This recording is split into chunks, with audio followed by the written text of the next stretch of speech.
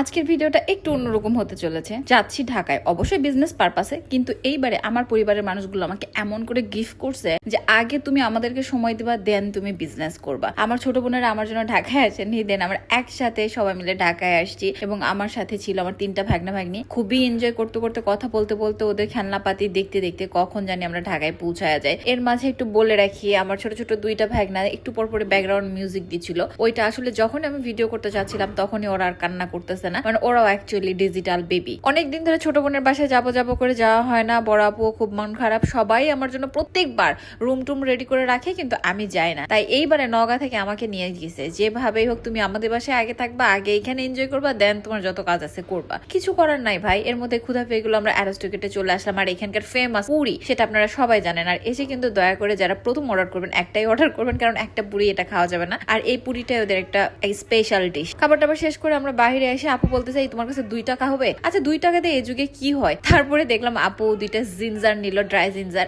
এত টেস্টি ছিল।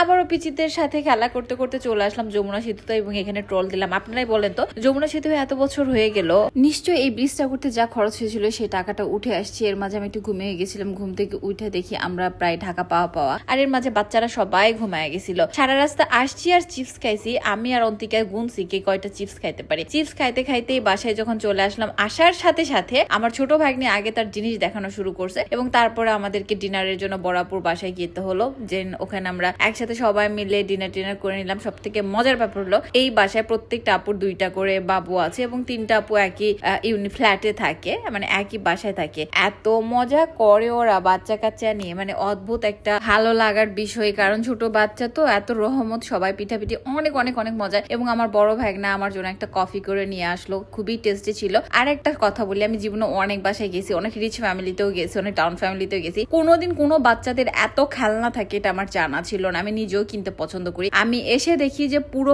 বাসার 80%, মানে 80% ওদের খেলনা পাতি জিনিসপত্রে ভরা। মানে কোনো জায়গায় কাপড় রাখবে, কি রাখবে, সম্পূর্ণ জায়গায় ওদের এত এত এত।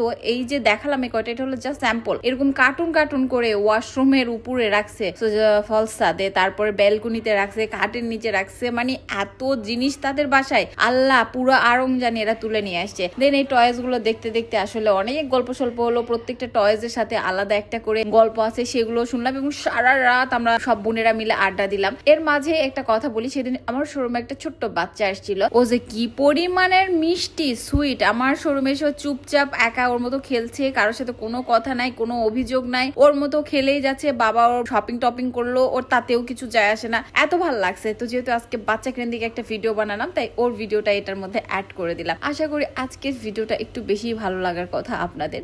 আজকে ভিডিও তো আল্লাহ হাফেজ।